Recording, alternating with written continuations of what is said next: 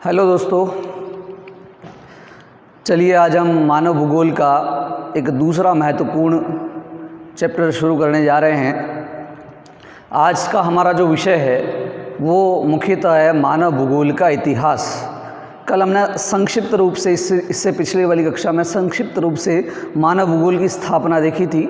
आज हम मानव भूगोल का प्रारंभ कब से हुआ और वर्तमान समय तक इसकी स्थापना कैसे हुई, इसको थोड़ा और विशाल, थोड़ा वृहद रूप में देखते हैं। जो हमारा 12वीं कक्षा का जो सिलेबस है उसके अकॉर्डिंग एक बड़ा चैप्टर है कि मानव भूगोल का इतिहास। तो मानव भूगोल के इतिहास को हमारे लिए समझना बहुत ज़रूरी है। कई बार इससे छोटे और बड़े प्रश्न आते हैं, जैसे कि अभी माध्यमिक शिक्षा बोर्ड 2020 में ही पूछा गया था कि अमेरिकन भूगोलवेत्ताओं के नाम बताइए। तो इस तरह के प्रश्न अक्सर आते रहते हैं, तो इसके लिए हमें मानव भूगोल के इतिहास को समझना चाहिए। ठीक, तो आज की कक्षा हम शुरू करते हैं। आज का हमारा चैप्टर है मानव भूगोल का इतिहास। मानव भूगोल का इतिहास।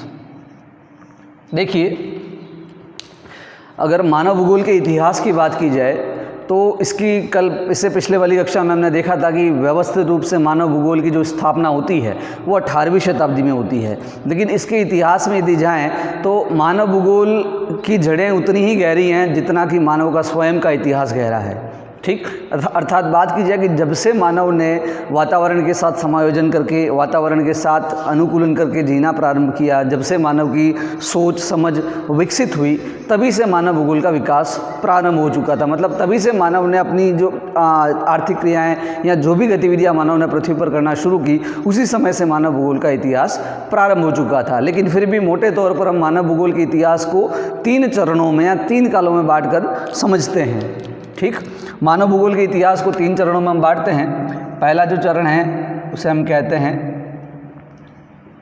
प्राचीन काल। दूसरा है सेकंड हमारा मध्यकाल, और तीसरा आधुनिक काल।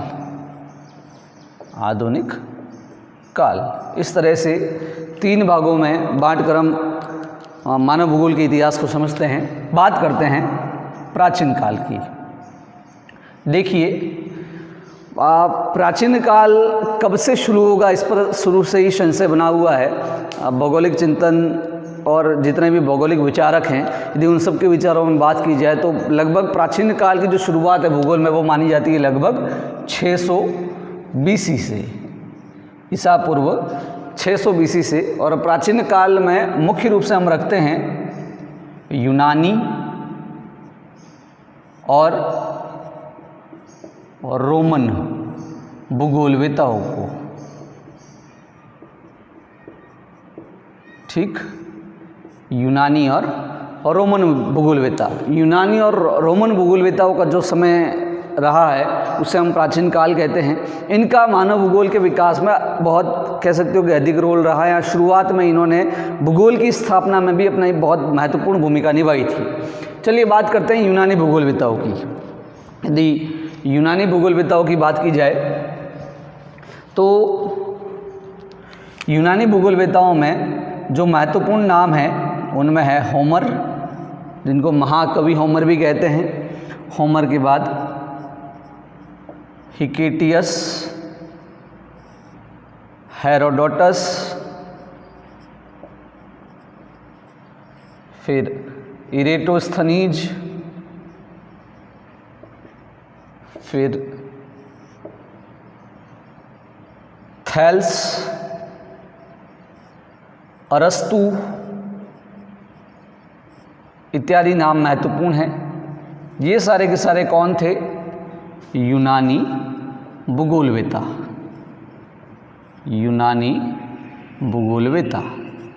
ठीक, इन यूनानी भूगोलवेत्ताओं ने, देखिए उस समय, अर्थात हम बात कर रहे हैं आज से ईसा पूर्व 600 साल, मतलब वर्तमान समय से लगभग 2500-2600 वर्ष पहले की बात कर रहे हैं। तो आज से 2500-2600 वर्ष पहले किसी तरह का कोई वैज्ञानिक उन्नति नहीं हुई थी।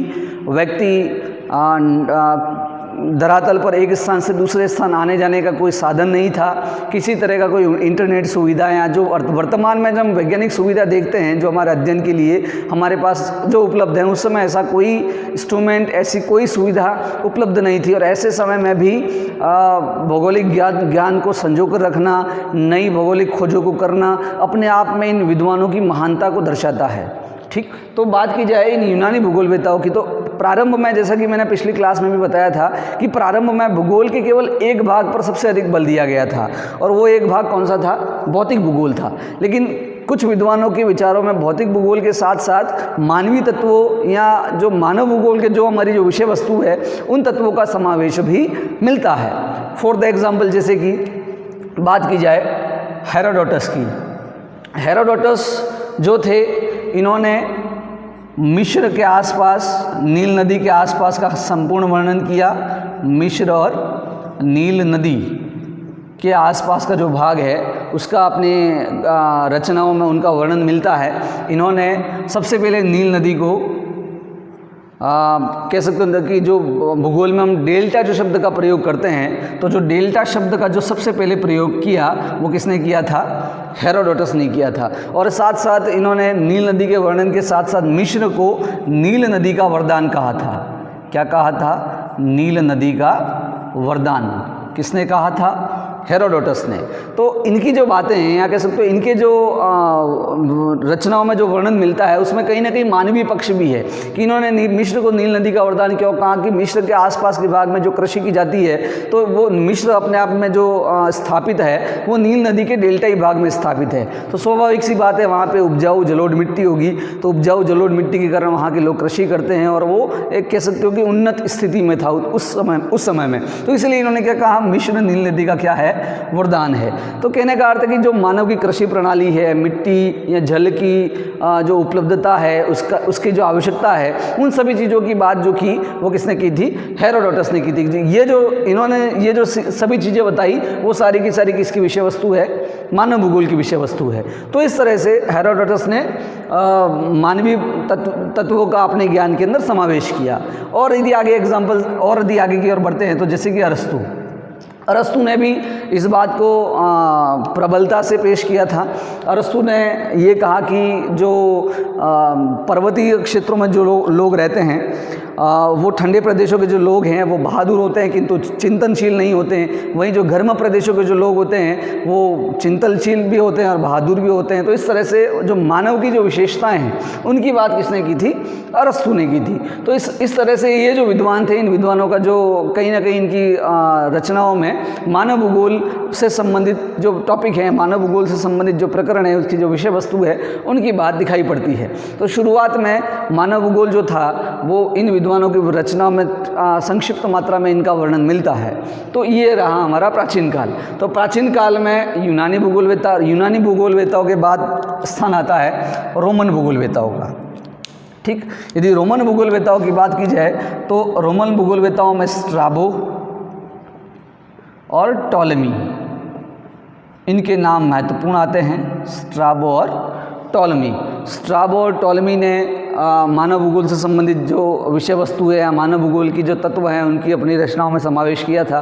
तो इनकी रचनाओं में, इनके यात्रा वृत्तांतों में भी मानव भूगोल के प्रकरण मिलते हैं। तो इस तरह से यूनानी और रोमन भूगोलवेताओं ने मिलकर प्राचीन समय में मानव भूगोल को परिपोषित किया और उस समय मानव भूगोल को कह सकते हो कि संक्षिप्त रूप से अपनी रचनाओं में स्थान दिया था। ठीक, तो आप उतारना चाहे तो उतार सकते हैं यूनानी और रोमन भूगोलवेताओं के नाम। कई बार प्रश्न पूछा भी जा सकता है। ठीक, अब आगे बढ़ते हैं। इनके बाद यूनानी और रोमन भूगोलवेताओं के बाद ये जो समय सीमा है इनकी प्राचीन काल की, वो 600 BC से लगभग चलती रहती है 700 AD तक, या इसको हम और संक्षेप में ले लें, लगभग 500 AD तक। 500 AD तक, ईसा पूर्व 600 साल और ईसा के पश्चात लगभग 500 वर्षों का जो समय है, इस पूरे समय को हम क्या कहते हैं? प्राचीन काल कहते हैं। प्राचीन काल के बाद शुरू होता है हमारा मध्यकाल। लेकिन प्राचीन काल और मध्यकाल के बीच में भूगोल के अंदर एक अंधकार युग आता है जिसको हम डार्क एज कहते हैं, अंधकार युग। ये जो अंधकार युग है वो लगभग 1100 AD तक रहता है। 1100 एडी तक रहता है। इसमें भौगोलिक ज्ञान, भौगोलिक चिंतन का पतन हुआ। यूरोपियन ईसाईवाद और जो यूरोपियन अंधविश्वास जो था वो भौगोलिक ज्ञान और भौगोलिक तत्वों, भौगोलिक खोजों पर प्रभावी हो गया और सभी चीज़ों को अंधविश्वास के नज़रिए से देखा जाने लगा। तो इसे हम यूरोप में क्या कहते हैं, भूगोल में क्या कहते हैं, अंधकार युग या अंधयुग कहते हैं, डार्क एज ऑफ ज्योग्राफी कहा जाता है। तो मध्यकाल का जो प्रारंभ होता है वो लगभग रहता है 1100 एडी से 1750 एडी तक या 1750 ईस्वी तक का जो समय है वो भूगोल में क्या कहलाता है, मध्यकाल या मध्य युग कहलाता है। मध्यकाल या मध्य युग को हम पुनर्जागरण काल भी कह सकते हैं, इसी का दूसरा नाम क्या कहेंगे, पुनर्जागरण काल। इस पुनर्जागरण काल में जो अंधकार युग के द्वारा, यहाँ कह सकते हो कि अंधकार युग में जिस तरह की विचारधारा आई, जो अंधविश्वास से युक्त जो विचारधाराएं आई थी, वो अंधविश्वास से युक्त विचारधाराओं का पतन होने लगता है। फिर से भौगोलिक ज्ञान का पुनरुत्थान होता है। तो इसे हम क्या कहते हैं, पुनर्जागरण काल कहते हैं। मध्य युग तक आते आते नवीन खोजें होने लगी। कह सकते हो कि समुद्र के अंदर मानव ने नावें बनाना सीख लिया था, तो नौ चालन से एक स्थान से दूसरे स्थान जाना आसान हो गया, दूसरे स्थानों की जानकारियाँ जुटाना आसान हो गया। तो ऐसे समय में जो मध्य युग जो था उसमें फिर से भौगोलिक ज्ञान पुनर्स्थापित होता है तथा नई नई खोजें होने लग जाती हैं। उन नई नई खोजों को करने वाले जो विद्वान हैं, इनको हम भूगोलवेत्ता भी कहते हैं। जैसे कि वास्को डी गामा है ना, वास्को डी गामा ने भारत की खोज की थी। इसी तरह से कोलंबस, ये निकले तो थे भारत को खोजने, लेकिन कहाँ चले गए, नई दुनिया यानी कि उत्तरी अमेरिका की खोज की थी कोलंबस ने। इसी तरह से कई और नए कुछ और विद्वान भी आए, जैसे मेगलेन है ना, इसके बाद में तस्मान है, जेम्स कुक है, इन्होंने नई नई खोजें, नए नए स्थानों की खोज की थी। तो ये जो समय है वो भूगोल के अंदर क्या कहलाता है, मध्य युग कहलाता है। मध्य युग के अंदर एक मानव भूगोल से संबंधित एक महत्वपूर्ण विद्वान आते हैं सन 1622 में। 1622 में इनका जन्म होता है। इनका नाम है वारेनियस। क्या कहते हैं इन्हें, वारेनियस नाम है। बहुत ही कुशाग्र बुद्धि के, बहुत भूगोल को महत्वपूर्ण योगदान देने वाले विद्वान थे। 1622 में इनका जन्म होता है और 1650 में इनकी मृत्यु हो जाती है। मात्र 28 वर्ष की अल्प आयु में ही इनकी मृत्यु हो जाती है। और इस 28 वर्ष की अल्प आयु में इन्होंने भूगोल को बहुत कुछ दे दिया। इससे पहले वाली क्लास में भी मैंने वॉरेनियस को समझाया था। वॉरेनियस ने इनकी मृत्यु के बाद सन 1650 में वॉरेनियस की एक पुस्तक प्रकाशित होती है जिसका नाम है सामान्य भूगोल, या अंग्रेजी में उसको कहते हैं ज्योग्राफिया जेनेरलिस। ज्योग्राफिया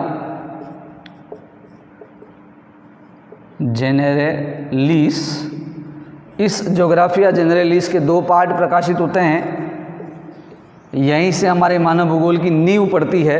पहला जो भाग था इसे इन्होंने क्या कहा था, भौतिक भूगोल, और दूसरा जो पार्ट था वॉरेनियस के हिसाब से इसका इन्होंने नाम दिया था स्पेशल ज्योग्राफी या विशेष भूगोल। यही जो विशेष भूगोल या स्पेशल ज्योग्राफी है ये आगे चलकर क्या कहलाया, मानव भूगोल कहलाया। तो मानव भूगोल की स्थापना करने में बहुत बड़ा योगदान किसका रहा था, वॉरेनियस का रहा था। और ये वॉरेनियस मध्यकाल के ही प्रमुख विद्वानों में से एक गिने जाते हैं। तो इस तरह से प्राचीन समय में यूरोपियन और रोमन भूगोलवेताओं का योगदान रहा। इन्होंने भौगोलिक ज्ञान में मानवीय तत्वों का भी समावेश किया। इसके बाद मध्य युग आता है। मध्य युग में पुनर्जागरण या नवीन खोजें होने लगती है, नए नए स्थानों की खोज होती है।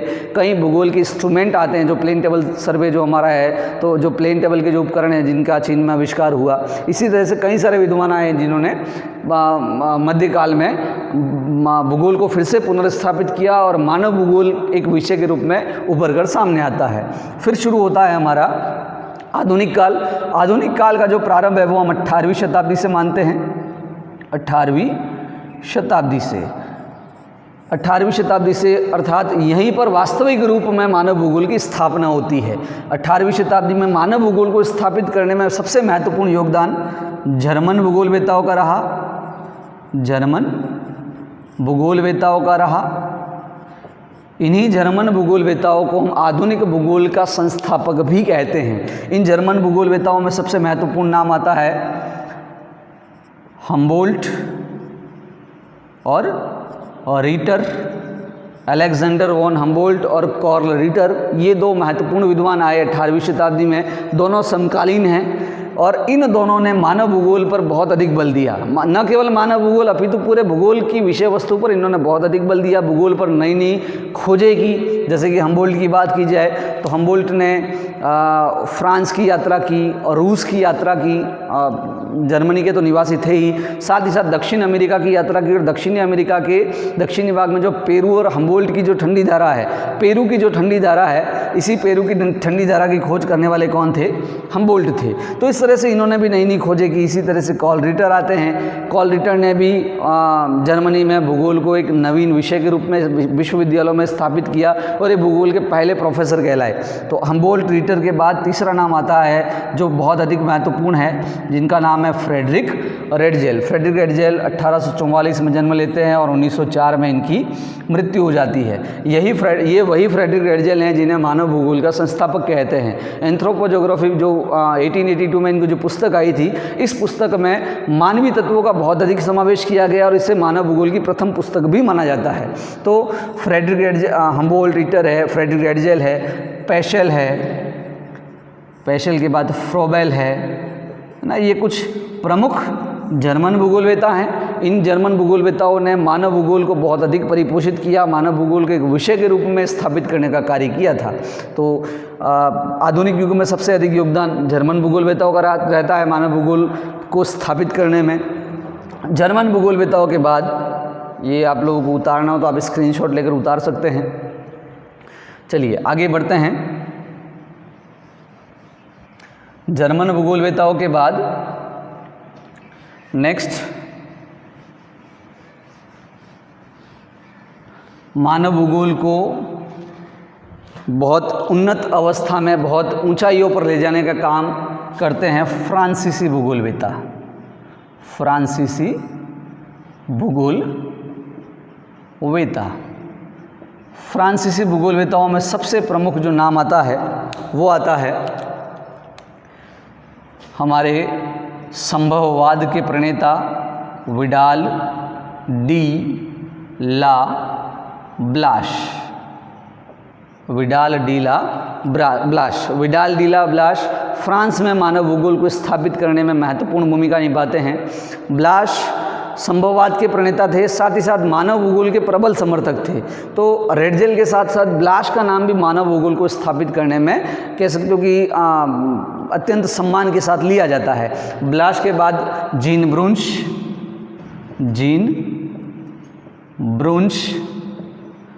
डिमांजिया, फिर फैब्रे, विडाल डी ला ब्लाश है, जीन ब्रुंश है, डिमांजिया है, फैब्रे है, डी मार्तोनी, ये सभी कौन थे?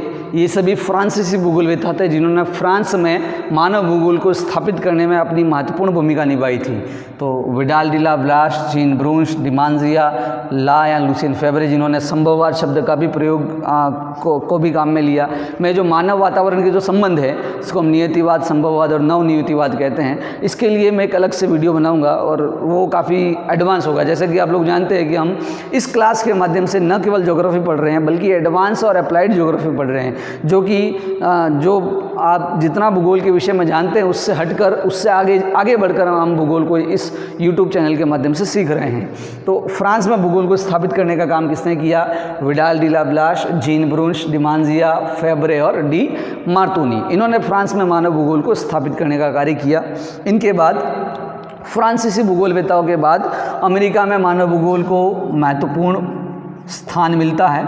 तो अमेरिका में मानव भूगोल को स्थापित करने में जिनकी महत्वपूर्ण भूमिका रही वो रही अमेरिकन भूगोलवेता। इनमें सबसे प्रमुख नाम आता है रेडजेल की महत्वपूर्ण शिष्या E.C. सैम्पुल या Ellen Churchill Semple, E.C. Semple या एलन चर्चिल सैम्पुल है। फिर Ellsworth Huntington, Ellen Churchill Semple है, एल्सवर्थ हंटिंगटन है। ईसा बोमेन के साथ साथ कार्ल सोवर, ग्रिफिथ टेलर, है ना, हंटिंगटन, फिर ईसा बोमेन। ये प्रश्न इस बार पूछा गया था बेटा, है ना, इस बार बोर्ड परीक्षा में पूछा गया था कि अमेरिकन भूगोलवेताओं के नाम बताइए। ये आपके सिलेबस में है कि मानव भूगोल का इतिहास समझाइए, है ना। तो अमेरिकन भूगोलवेताओं में Ellen Churchill सैंपुल, Huntington, Isaiah Bowman, Karl सावर, फिर ग्रिफिथ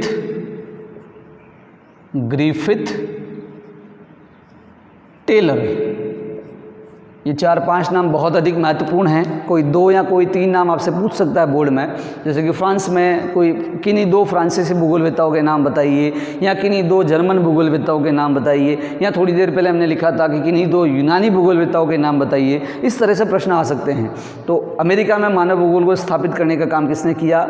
एलन चर्चिल सैंपुल, जो कि रेड जेल की महत्वपूर्ण शिष्या थी और रेड जेल का जो नियतिवादी जो विचारधारा है उसको बहुत आगे तक ले गई थी, वो सैंपुल थी। तो अमेरिका में Ellen Churchill Semple, Ellsworth Huntington, Isaiah Bowman, Carl Sauer, Griffith Taylor, जिन्होंने नवनीतिवाद दिया, ये सभी कहाँ के निवासी थे? अमेरिका के। और इन्होंने अमेरिका में मानव भूगोल को कह सकते हो कि बहुत अव्वल दर्जे का विषय के रूप में स्थापित करने का कार्य किया था। इसके बाद एक नाम और रह जाते हैं कुछ, जो कि ब्रिटेन में, है ना, ब्रिटिश स्कूल ऑफ ज्योग्राफी या British school of human geography में किन किन के नाम महत्वपूर्ण है? तो प्रमुख ब्रिटिश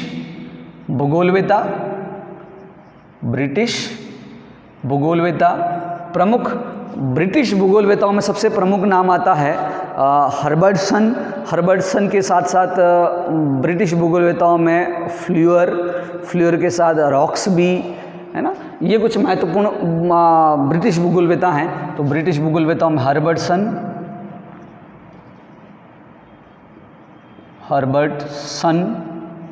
रॉक्सबी, फ्ल्यूअर,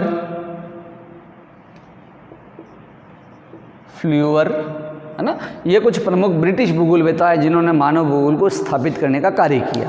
तो इस तरह से यूनानी काल से लेकर आधुनिक काल तक निम्नलिखित भूगोलवेताओं ने मानव भूगोल को स्थापित करने में अपनी महत्वपूर्ण भूमिका अदा की थी। तो यूनानी भूगोलवेता, रोमन भूगोलवेता, इनके बाद अंधयुग आता है, फिर मध्य युग में वॉरेनियस जैसे महान विद्वान आते हैं जो अल्प आयु में ही भूगोल को बहुत कुछ दे जाते हैं। इनके बाद जर्मन भूगोलवेता, फ्रांसीसी भूगोलवेता, अमेरिकी भूगोलवेता और ब्रिटिश भूगोलवेताओं के नाम हमें अच्छे से याद करने हैं, कहीं इनको भूलना नहीं है, क्योंकि अक्सर बोर्ड में इनसे रिलेटेड प्रश्न आते हैं।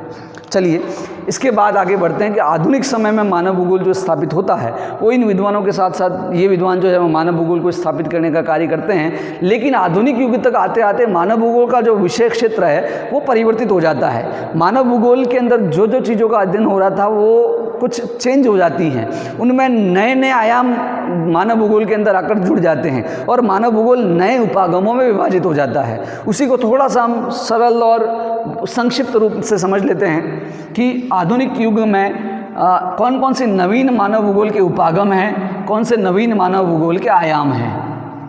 तो नवीन आधुनिक युग में जो नवीन मानव भूगोल के जो आयाम हैं उनमें 1970 के दशक से 1970 के बाद भूगोल में कई नए आयाम जुड़े। मानव भूगोल के अंदर कई नए आयाम जुड़े। इनमें जैसे कि आचरण भूगोल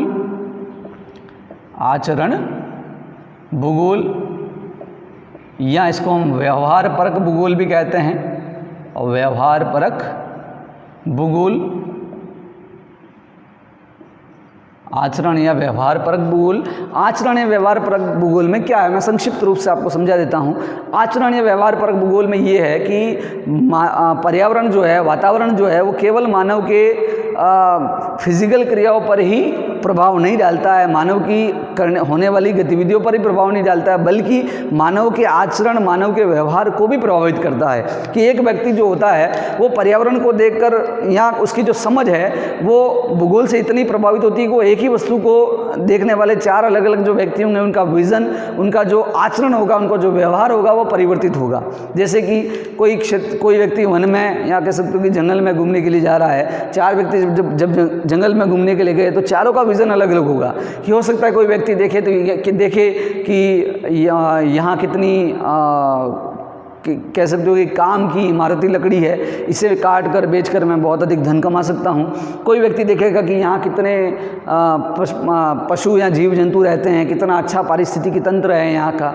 कोई व्यक्ति देखेगा कि कितना सुंदर मनोरम दृश्य है, इसे देखते ही सुकून मिलता है। कोई व्यक्ति देखेगा कि अच्छा सीन है, यहाँ पे मैं फोटोग्राफी कर सकता हूँ, कोई अच्छी मूवी बनाई जा सकती है। तो कहने का अर्थ यह है कि जो भौगोलिक वातावरण है वो मानव के व्यवहार को भी प्रभावित करता है। इसी को हम क्या कहते हैं, व्यवहार परक या आचरण परक भूगोल कहते हैं। इसी तरह से नवीन उपागम आया आचरण परक या व्यवहार परक भूगोल के बाद कल्याणकारी भूगोल, जो मानव के कल्याण की बात करता है, जिसका जो झुकाव है वो केवल भौगोलिक अध्ययन करने तक नहीं है, बल्कि उससे मानवीय कल्याण किस तरह से किया जा सकता है उसकी तरफ ज़्यादा बल देता है, जिसे हम कल्याणकारी भूगोल कहते हैं। इसी तरह से भूगोल के अंदर मात्रात्मक क्रांति आती है, ये भी मानव भूगोल का नवीन उपागम है। मात्रात्मक क्रांति के अंदर भूगोलिक तत्वों को समझने के लिए मात्रा कह सकते हो कि जो स्टैटिकल जो मेथड हैं या गणितीय विधियां हैं उनका भूगोल में प्रयोग होने लगा। इसके बाद में क्षेत्रीय विभिन्नता का नया आयाम भी मानव भूगोल के साथ जुड़ा। तो क्षेत्रीय विभिन्नता में यही बात है कि प्रकृति पर सभी चीज़ें जो है वो सर्वत्र विभिन्नताएं लिए हुए हैं, है ना। वो सर्वत्र विभिन्नताएं लिए हुए जो वस्तुएं हैं, यही मानव भूगोल का है, कह सकते हो भूगोल का मूल है। तो एक क्षेत्रीय विभिन्नता का नया आयाम भी मानव भूगोल के अंदर जुड़ता है। फिर क्रांतिकारी भूगोल, फिर भूगोल में प्रत्यक्षवाद भी आता है। ये सभी कह सकते हो 1950, 60, 70 के दशक के बाद भूगोल में जुड़ने वाले नवीन भौगोलिक या मानव भूगोल के नवीन आयाम हैं, जिनका हम आधुनिक मानव भूगोल में अध्ययन करते हैं। तो इस तरह से यूनानी काल से लेकर वर्तमान आधुनिक काल तक मानव भूगोल को एक विषय के रूप में स्थापित किया गया। ठीक, तो उम्मीद करता हूँ कि यहाँ पे आपको मानव भूगोल का इतिहास जो है वो अच्छे से समझ में आ गया होगा। कुछ नाम कन्फ्यूज़ करने वाले या कह सकते हो कि सरल तरीके से याद नहीं रहेंगे, तो उनको आपको अच्छे से लिख कर प्रैक्टिस करते हुए उनको ध्यान रखना है। धन्यवाद।